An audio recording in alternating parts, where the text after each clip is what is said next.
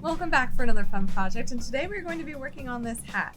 This is a very fun special collaboration I did with Michelle and Hannah. So Michelle is from MG Off the Hook and Hannah is HanJan Crochet. If you missed that event, it is still up on our blog, so go check it out. It was really fun to do. We decided to make our hats in black and white because we're bringing the palette and you're bringing the color. So feel free to make it in black and white if that's what you prefer. But we also are going to experiment with other colors and other changes that you can do within this hat. So we have several different sizes and options for every single hat. So this is going to be a lot of fun. Let's jump right in. Now for this hat today, I will be making the child size, which is also a small adult. If you ever have measured your children's heads after they kind of get to like the age of 8, even 10, their head size may match yours, especially when it comes to females. So a lot of times the circumference you need for a head for even a 10, 12, 14-year-old, it's the same as the adult. Our heads grow really fast. This size is our preschool size, and then this is the large adult. This can fit my husband, and he has a really big head. And today I'm going to be making on camera the child size / small adult. The yarn we chose for this is Wool of the Andes, so I'm going to go ahead and use that yarn for this. But notice I have 3 colors here. So these are 2 color combinations, and I thought on video I would show what it might look like in 3 colors. The nice thing about color work, especially when you're working from something that might be a bit of a blank palette, is you can imagine what you might want to do with that, and you can switch it up as you like. Now in my pattern, I have included a chart for this that is blank. The reason why you're not going to see color on that and you're only going to see letters is because get out your coloring pencils and you can color that chart in with the yarn colors you're using so that you can get that visual with the colors you've chosen. You will also need a pair of scissors, a yarn needle. You don't need 2. I don't know why I have 2 on here, but I usually lose these. A crochet hook, and today we will be using the Furls Streamline Cookies and Cream. We thought it matched this hat nicely, and this is the size H. And then if you want to make a pom-pom, and I have some tutorials on my blog, the Clover pom-pom makers are fantastic for that. Another option is a fur pom-pom, which I think is what I'm going to be using on this hat. So there's a lot of different variations to make this hat customizable to you. So let's go ahead and get started with this Colorwork hat. Now for this hat and every size hat, we are going to start by creating a magic ring, and then we are going to go ahead and single crochet 10 stitches into the center of that ring. Now note for this pattern, we will not be joining at the end of each round. It's going to be worked continuous. That way we don't have a seam when we're doing color work. It's not that noticeable when we do change colors per round. So go ahead and single crochet 10 inside the magic ring. And I will note, because of the stitch we're switching to for the next round, this line right here, so your second loop on your hook, pull that up just a little bit more than you normally do. You'll see why on the next round when we start working into our stitches. Now that I have 10 stitches, I'm going to go ahead and mostly close that magic ring. I like to leave a little bit of room. It makes this round 2 a bit easier. So when we're going to work round 2, we will be working in the split single crochet stitch. Now the split single crochet is not worked where we normally do. Normally we would insert our hook here. We would see the V on top, those lines making a V. But for this, we are going to be entering the front of our stitch. So it's simply the placement. Instead of going here, we're going to go right in between the front V. So you'll see each stitch has like a V on the front. We're going to go right in the middle of that. And when you go in between those, on the back side, there's an upside down V, and you want to come right out the center of that as well. So this is how we'll be working the split single crochet, also known as the waistcoat stitch, but in most magazines, including Craft Yarn Cancel, it's abbreviated as SSC, or split single crochet. Now we're going to yarn over and finish that stitch, but we want to make sure that this second loop is pulled up to the height of the first at least. This is the trick of the stitch. If you have a hard time working into this, usually this is the culprit. You want to pull up that second loop. That way when you work into it for the next round, you're not getting much resistance. Now go ahead and grab a stitch marker because you are going to want to mark the first stitch of every single round since we're working continuously. I'm going to be doing 1 split single crochet into every stitch around, so we still have 10 stitches. We want to pull up that loop before we yarn over and pull through. Your hands are cramping at all when working this stitch, it's because you need to pull up this loop a little bit more before yarning over and finishing that split single crochet. So go ahead and work the 10 stitches around in the split single crochet.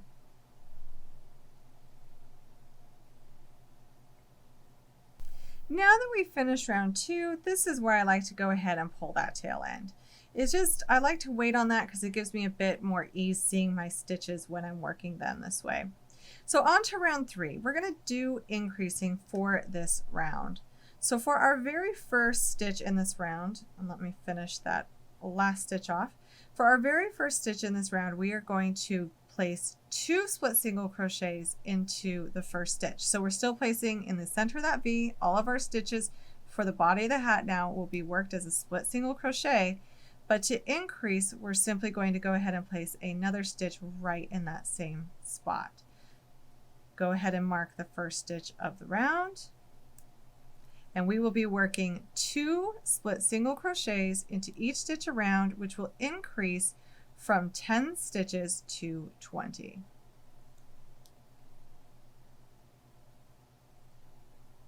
And now for round 4, and for a lot of the even rounds when we are increasing, we will simply split single crochet into every stitch in the round without increasing. So I'm going to go ahead and just do a round. We're not increasing, it'll still be 20 stitches for round 4. We're just doing split single crochets all the way around. And now for round 5, we're going to increase on this round again. And for the very first stitch, we will do 2 split single crochets into the first stitch. Go ahead and mark that first stitch of the round. And then we are going to single crochet into the next stitch. So for this round, it will be 2 split single crochets into the next, and then do 1 split single crochet into the next, and repeat that around. It will increase from 20 to 30 stitches, and then for round 6, go ahead and work 1 round without increasing. And now for round 7, we are going to be increasing again. So in our very first stitch, we will start by placing 2 split single crochets into the first, marking that first stitch, and then do a split single crochet into each of the next 2. And that's our repeat. 2 single crochets in the next, and then single crochet into each of the next 2 stitches. This will increase from 30 stitches to 40 stitches. For round 8, it was just 1 solid round of split single crochets without increasing. And now for round 9, we're going to increase again by placing 2 split single crochets into the first stitch, marking the first stitch of the round, and then we are going to single crochet into each of the next 3 stitches. So we will do 2 single crochets into the next, and then single crochet into each of the next 3 stitches, and repeat that around, and we will be increasing from 40 to 50 stitches on this round. For round 10, we did 1 round without increasing, and now for round 11, we are going to two split single crochets into the first, and of course mark that very first stitch, and then we are going to split single crochet into each of the next 4. And that's our repeat around. So it will be 2 single crochets into the next, split single crochets into the next, and then 4 split single crochets. Go ahead and repeat that around, and that will increase from 50 stitches to 60 stitches. And then for round 12, go ahead and do one round without increasing. Here we are at round 13, and for round 13, this will be the last time that we increase for this hat size. We are going to start by placing 2 split single crochets into that first stitch and then marking the first stitch of the round. And then we are going to split single crochet into the next 5 stitches.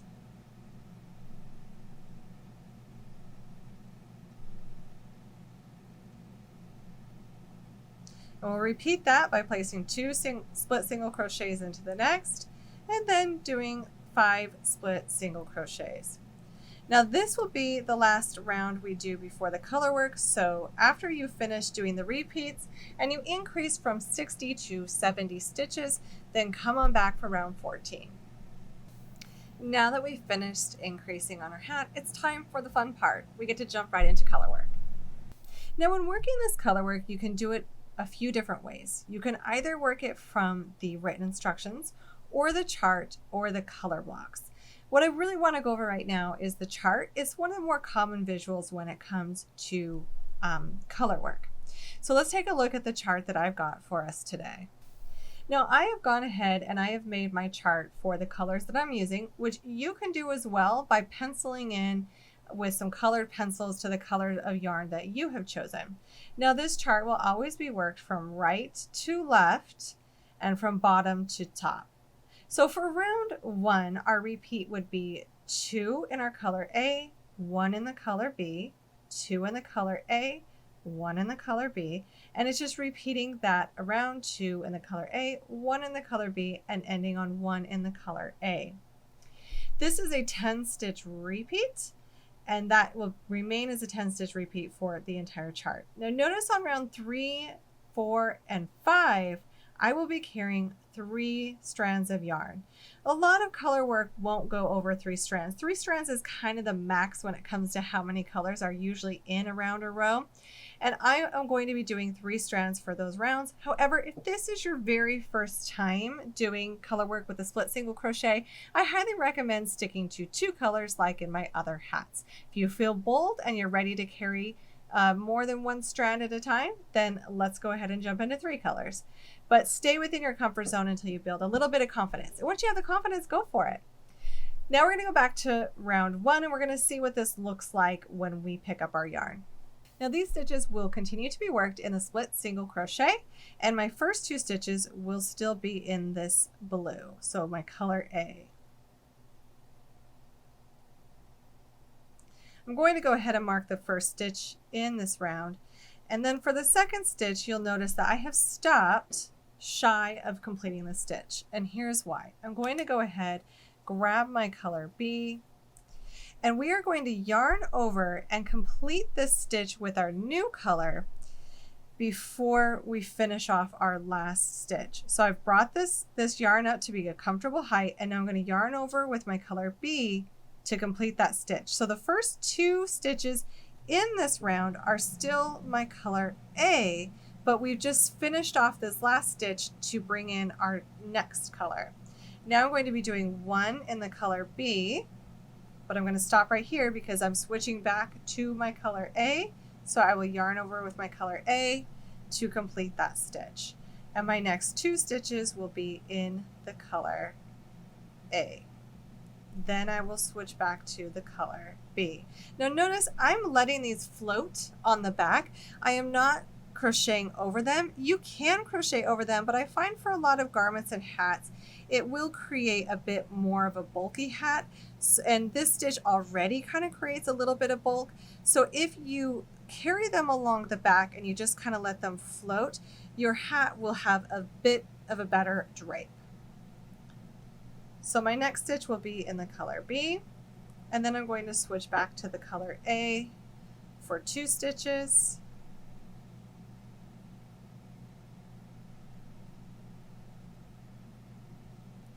And then I'll switch back to the color B, and then the very last stitch in this repeat, this 10 stitch repeat, will be the color A.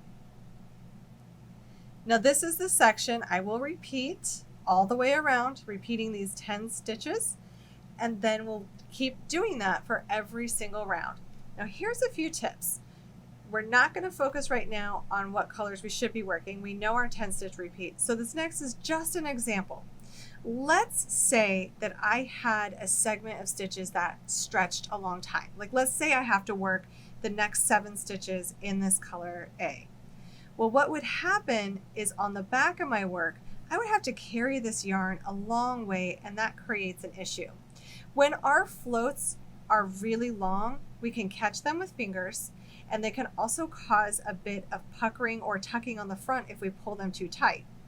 So what is important to do with this is whenever we have to carry yarn farther than 3 stitches, I like to catch it on the back. So I insert my hook, I grab the strand that I want to catch on the back, lay it over the hook, then complete the stitch.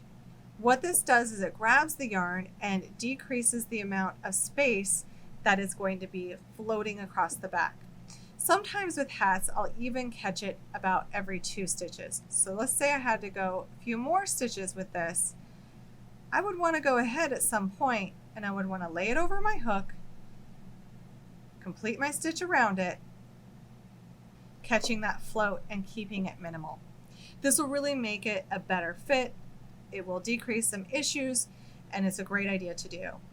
Now, when you're working 3 colors at once, ultimately you'll have to switch back and forth with the 2 colors you're carrying on the back and catching those 2. And that's why that's a bit of an advanced skill. You want to pay attention to every single stitch and when you need to be catching the floats on the back so that they sit quite nicely and don't interrupt the size of the garment. So go ahead and repeat that 10 stitch repeat, and then I'm going to let you work out the rest of this chart. If we go ahead and we look at this chart again, we've got 14 total rows. We're just working in Colorwork. It's the same steps over and over. So I'm not going to do every row round on camera because that would be a bit boring. But work through these 14 rows. Watch this work up. It's so pretty. It's so fun to see Colorwork come alive, and then come on back. I am back, and notice I mixed it up from the chart I had decided to change to, because as I was going, I decided, nah, I think I want to keep this part blue. So this is the wonderful thing about Colorwork. I never want you to be afraid of changing mid-work. It's all the same stitches. You're just rotating out colors as you prefer. This is also why I like to include a blank chart within the pattern. That way you can play around with that chart and see what you think, and then you can go back and change it again like I did if you prefer to see it a different way. So what I have left after doing these beautiful Colorwork rounds is the brim. So we're going to go ahead and I'm going to be doing that in this burnt orange color. This is the Brass Heather from the Wool to Andes. It's one of my favorite colors, to be honest. I absolutely love this one. So I am going to attach my yarn here, and I like to, in the very first stitch, the very next stitch, I like to attach with a slip stitch into that one. One is to change colors, but 2 is because it kind of helps bring this more level out, because we are working continuously, so we have a bit of a level jog going on there, and a slip stitch will help even that out. Now I'm going to chain 15 stitches. Now in these 15 stitches, I have included a turning chain. This will be the only time I include a turning chain is when we chain our first row. Otherwise, from here on out, we're not going to be using turning chains. We'll go over that in just a second. I like to kind of tighten down my turning chain just a little bit, and then I'm going to single crochet in the second chain from the hook and in the remaining stitches. So this will be a total of 14 single crochets across that chain.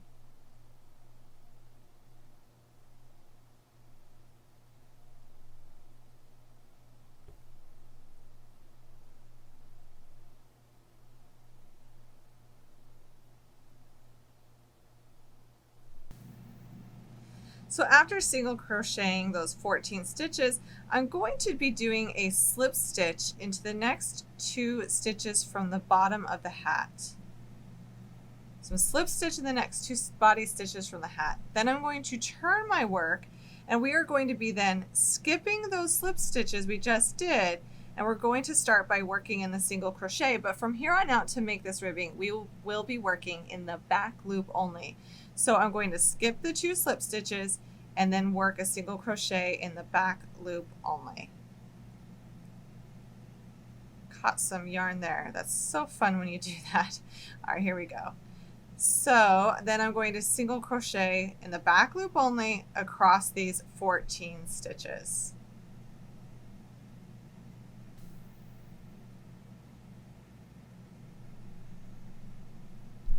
And now that we've gone across the 14 stitches there, we are going to turn.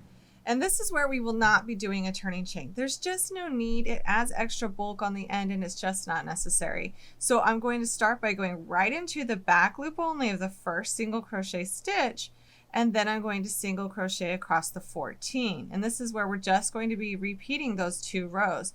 So you will single crochet across these 14 stitches, slip stitch 2 stitches from the body of the hat, turn, skip those 2 slip stitches, and in the back loop only single crochet 14. And you just keep repeating those 2 rows until you work all the way around the bottom of this hat body. And then when you get back to the beginning here and you've created that rib, come on back and we will talk how to join your first row with your last row. So now that we are back around and we've worked this ribbing all the way around the bottom of this beanie, we are going to join. Now for this, because we're flipping it up, folding it up, we want this side over here to be our right side and this will be our wrong side. So whenever I do that, I like to start my join working from the bottom of the hat out. What we will do is we will insert our hook into the loop from our first starting side, and then we're going to go into the back loop only of our last row, our current row that we just did. And then we are going to slip stitch those together. So once again, we grab the loop from our starting row, insert into the back loop only of our current row, and slip stitch together. You'll do that all the way up for all 14 stitches.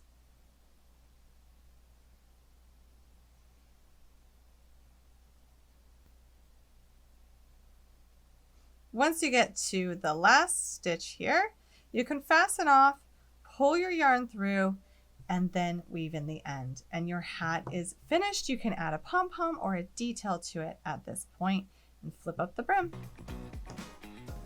And that's it. Now you have this awesome hat to wear this fall or winter. It'll keep you nice and cozy. Plus it has that amazing colorwork pop going on. I hope you really enjoyed this pattern. Be sure to hit that subscribe button and come back for some more projects soon. Until next time.